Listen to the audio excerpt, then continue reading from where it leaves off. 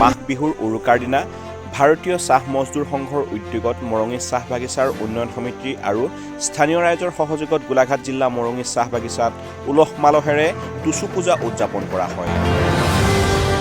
চুবুৰীয়া কেইবাখনো চাহ বাগিচাৰ লোকৰ উপস্থিতিৰে অঞ্চলটোৰ এক উখল মাখল পৰিৱেশ সৃষ্টি হয়। বিভিন্ন ৰীতি নীতিৰে পূজাৰ মাংগলিক কাৰ্যসূচীৰ অন্তত চুবুৰীয়া চাহ বাগিচাসমূহৰ সহযোগত এক সাংস্কৃতিক অনুষ্ঠানো অনুষ্ঠিত কৰা হয়। এই অনুষ্ঠানৰ যোগেদি মৰঙী চাহ বাগিচাৰ লগতে উপস্থিত চুবুৰীয়া চাহ বাগিচাৰ চাহ জনগোষ্ঠীৰ লোকসকলে সকলোলৈ ভোগৰ উৎসৱৰ শুভকামনা জনায়।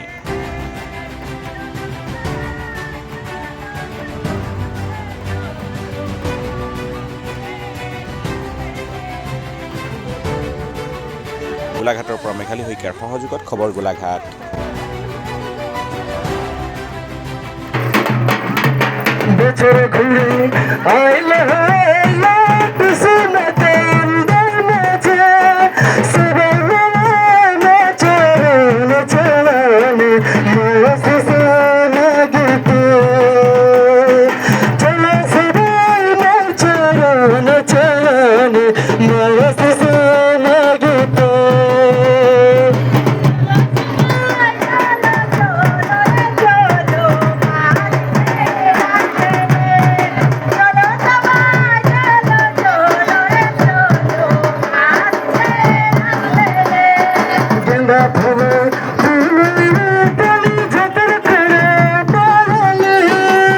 আচলতে আজি 2026 বৰ্ষৰ আজি ভোগালী বিহু আৰু সকলোৱে জানে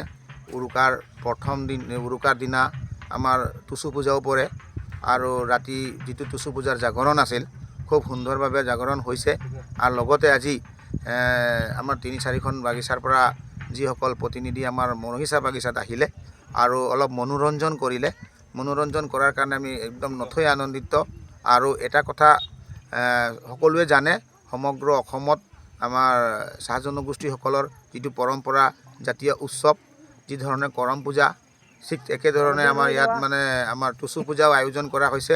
আজি দৈগুৰুম বাগিচা মৰঙী বাগিচাৰ ওচৰৰ যিসকল আমাৰ বিষয়ববীয়া চাহ বাগিচাৰ পৰা বিভিন্ন চাহ বাগিচাৰ পৰা যিসকল আহিছিল প্ৰতিনিধিসকলক আমি সঁচাকৈ তেওঁলোকক ধন্যবাদ জ্ঞাপন কৰিছোঁ। আৰু আমি জানো যে আজি যি টুচু মাৰ যিসকল আজি আৰাধনা কৰিছিল 14 দিন মানে বইল ভাত খাই মেলি তেওঁলোকে 14 দিন আচলতে বইল খাই মেলি সম্পূৰ্ণ নীতি নিয়ম অনুযায়ী ৰীতি নীতি মতে তেওঁলোকে আচলতে আজি টুচু পূজা উদযাপন কৰিছিল। সমগ্ৰ অসমবাসীক মই ধন্যবাদ দিছোঁ আৰু মই ভগৱানৰ ওচৰত টুচু মাৰ ওচৰত মই প্ৰাৰ্থনা জনাইছোঁ যাতে আমাৰ যিসকল টুচু পূজা উদযাপন কৰা বিষয়ববীয়াসকল আমাৰ মৰঙী চাহ বাগিচা আহিছিল তেওঁলোকে যাতে তেওঁলোকৰ পৰিয়াল বৰ্গলৈ তথা সমগ্ৰ অসমবাসীলৈ যাতে আজি ভাল এটা পৰিৱেশ, সুস্থ পৰিৱেশ যাতে ভগৱানে টুচু মাই যাতে আশীৰ্বাদ দিয়ে, সেইকাৰণে আচলতে আজি আমি মৰঙী চাহ বাগিচাত এই পূজা মানে আহ্বান কৰি আৰু যিটো মনোৰঞ্জনটো আহ্বান কৰি সমগ্ৰ অসমবাসীক আমি এটা সুস্থ পৰিৱেশ গঢ়ি উঠিবৰ কাৰণে আমাৰ চাহ জনগোষ্ঠীৰ যিটো পৰম্পৰা উৎসৱৰ যিটো নিবেদন প্ৰাৰ্থনা কৰিলোঁ আমি।